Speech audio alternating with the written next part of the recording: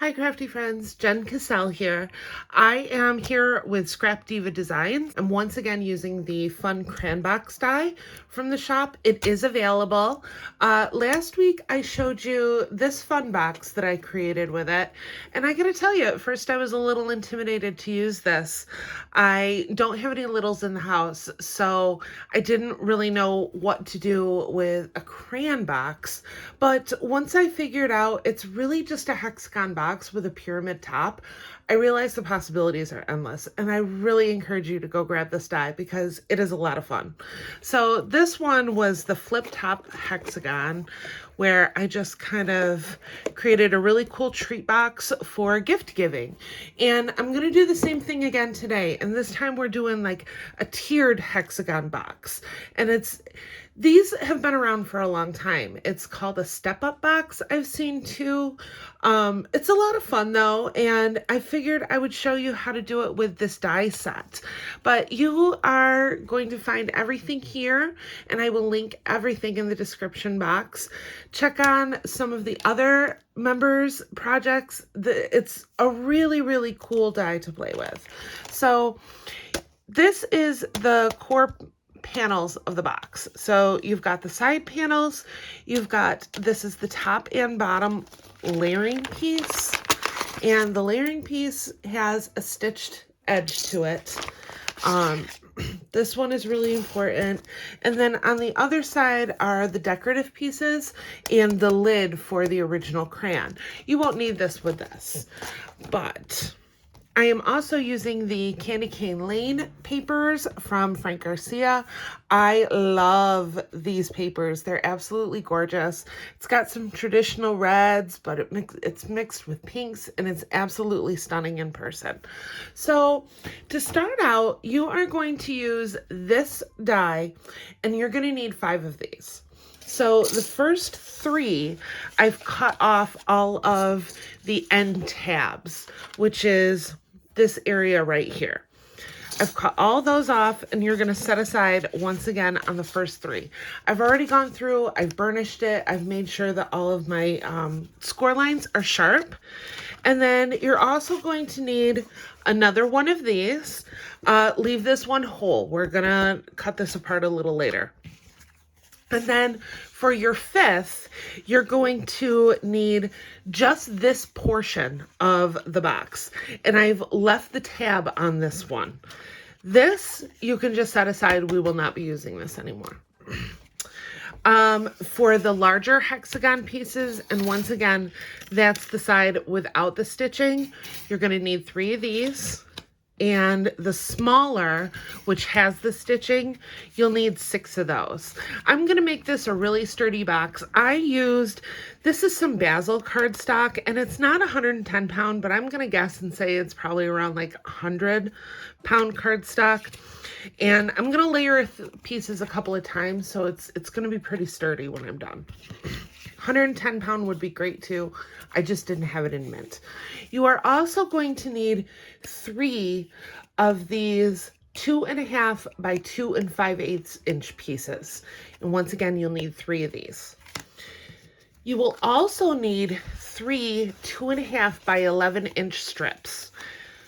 You're eventually going to cut down 2 of these to create the boxes for the interior design. So to get started, I'm going to start with the panels first. And these panels are just going to come together like so. And then you're also going to grab the one that you cut down, and you're going to pop that at the end. Okay? So I'm going to glue these together, and I'll be right back. All right, I'm back, and I've also added my decorative panels to the front and back. So I've glued all of the mint green panels together. Once again, I only have the 1 tab here. I've added some decorative panels. These measure 2 1/8 by 6 1/8. You will need 7 for the front and 7 for the interior as well. So once again, I added these little magnets here so I could do a magnetic closure like that. So there's also magnets on this side as well. And I am just going to add that last panel, really burnish down these pieces. My number one tip for you when doing these 3D projects is really take your time to burnish the paper. Make sure that you're not using too much glue.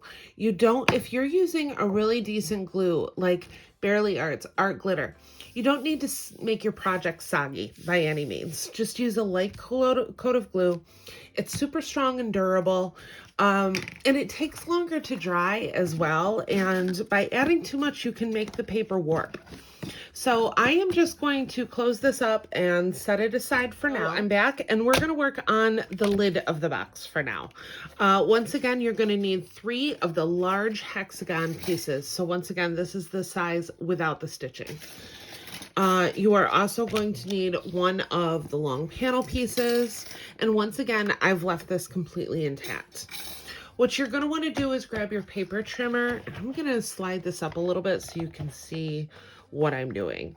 But for the first panel, you're going to put the edge of this at 1.5 because you want the panel to be 1.5 inches tall. You're going to set this aside, and working with this panel, I'm actually going to flip it around here so I don't have to make that extra cut. I am going to cut it at 2 and then again at 2. Now you're going to want to bring this back over here, and at 1.5 inches, you're going to do a score line.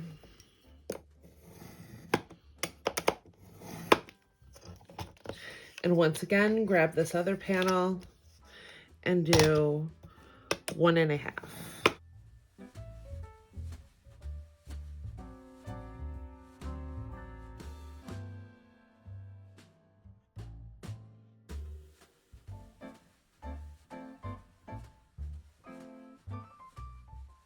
I'm back with my tabs. I've really taken the time to burnish all of these edges. Make sure your folds are clean.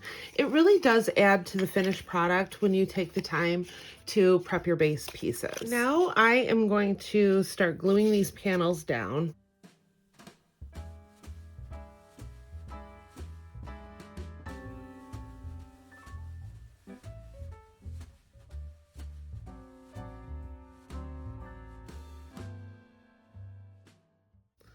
So once again, I've glued together all of my panels into a strip. This time I'm using 2 1/8 by 1 1/8 to cover the front panels.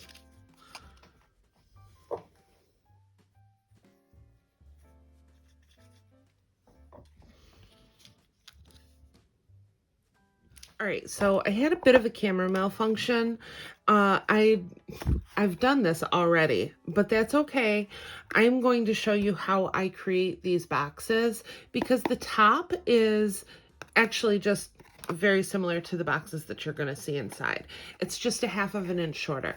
So these panels were 1.5 inches tall. The panels that we're currently going to be working with for the interior boxes are going to be 2 inches tall. So once again, I am going to come back.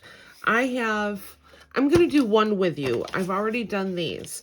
So you are going to score at 2 1/8 inch, 4 1/4 inch, 6 3/8 inch, 8 1/2, and then also again at 10 5/8 inch. You're going to flip it and score again at 1/2 inch. Okay. Now, as you can see on these, I've already created my tabs. I just went through right at the score lines and created these tab formations. Once again, you're really going to want to burnish all 3, and I will be right back. So once again, I've gone through and I've burnished all of my panels. I'm making sure those score lines are really nicely done. I'm going to set those aside, and I'm going to work with the 3 2.5 by 2 5/8 pieces. So working on the 2 5/8 inch side, you are going to score at 2 1/8, and then you're going to do a 1/4 turn, and you're going to score again at 2. You're going to do that for all 3 pieces, and then you're going to cut your tabs like so. All of my pieces scored and ready to be adhered. You may have noticed that we're just working with 5 panels. We have to add the 6th panel. So we are just going to add a little glue and pop it on the end like so. And you're going to do that with all 3 panels. I'm going to come back and I'm also going to adhere the decorative panels to the front. And I'm going to adhere 2 by 1 7/8 inch pieces to this. All right, I've added all of my pattern paper pieces to the panels. I'm just going to work with one to show you the basic design ideas of the box. I'm going to put all this to the side. So you're going to grab one of your smaller hexagons. Once again, stitched edge. That's how you know it's the smaller one. I added all of my pattern paper. I did not glue down this side right here because once again, it's going to flip over like this. So starting with... I'm going to start with this right here. You're just going to line it up to the edge of the box. Use a little bit of glue. And use your desk edge to give you the fold that you need. This is going to give you a much better 90-degree angle than using both of your hands and bringing it upward like this. You kind of risk not having that perfect angle, but when you're using your work surface, and you're just going to keep going around.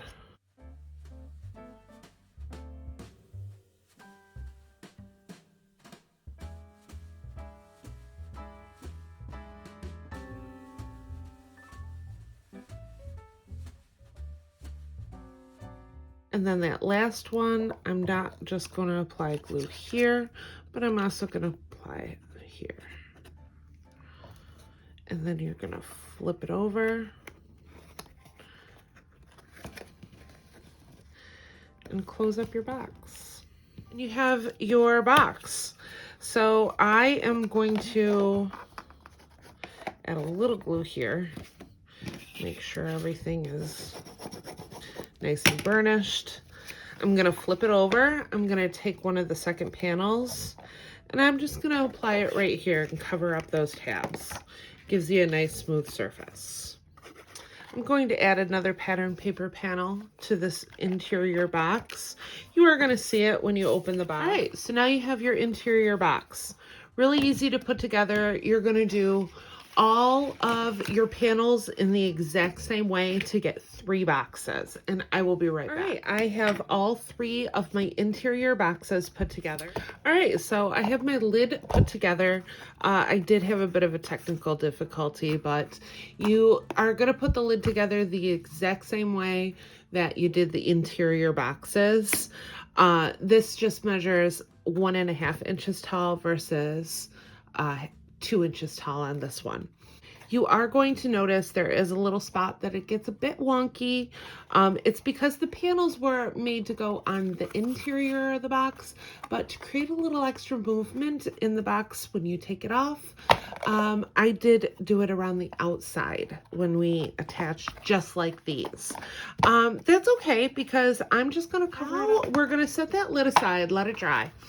We are going to work on the interior panels and attaching these boxes inside of it.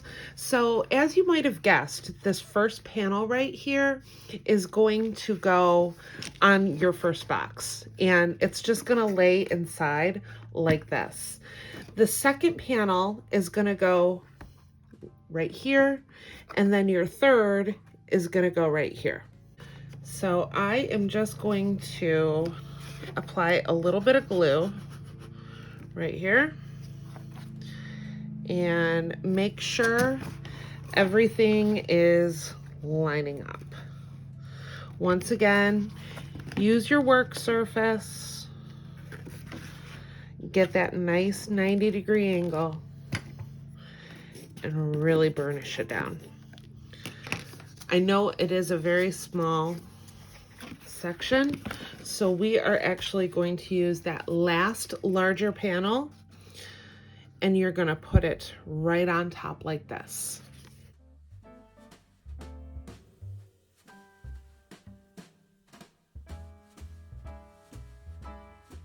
Make sure that it's nice and adhered. We will eventually be adding glue right here to keep it nice and sturdy. You're going to take the next, you're going to place it like this, and then your third is going to go here.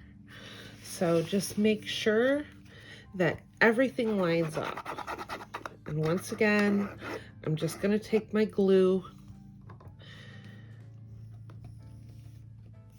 and line it up with that top edge.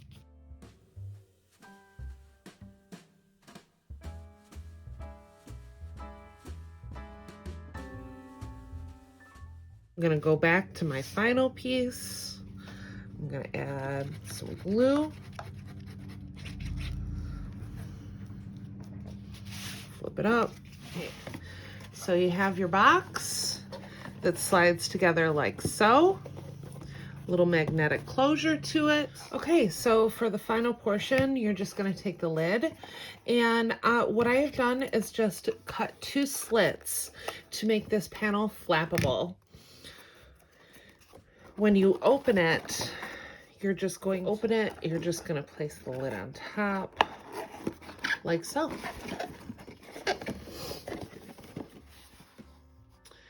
Your box will open like this. Now I'm just gonna decorate the box and I will be back with the finished product. Oh, I'm back. I love, love, love how it turned out.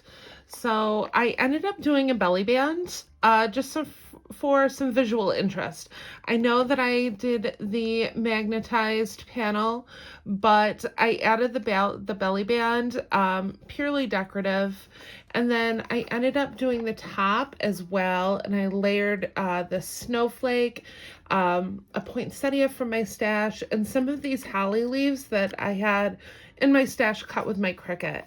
On the front here, you are going to see some of the ephemera from the stash. You'll see another one of those snowflakes. I've been playing with clay, and this is one of the candy canes that I created. Just some greenery, another one of those poinsettias. But while I actually have your attention, I'll show you what I've been working on. So I am using this box to store some of my most used stuff. And I have been playing with clay. I watched a really cool tutorial that I will link in the description box. And I just kind of started playing because I did not want to spend $15 on Amazon candy canes. I figured I would buy $4 worth of clay, and I have enough to make hundreds. But this is just some of the ephemera from the Candy Cane Lane stash and some of the greenery that I like to use frequently. So if you like this video, don't forget to give it a thumbs up and hit that subscribe button for more crafty content. You can use my coupon code JEN10 for 10% off your purchase at ScrapDiva Designs. I will link everything in the description box. See you in the next crafty video. Bye!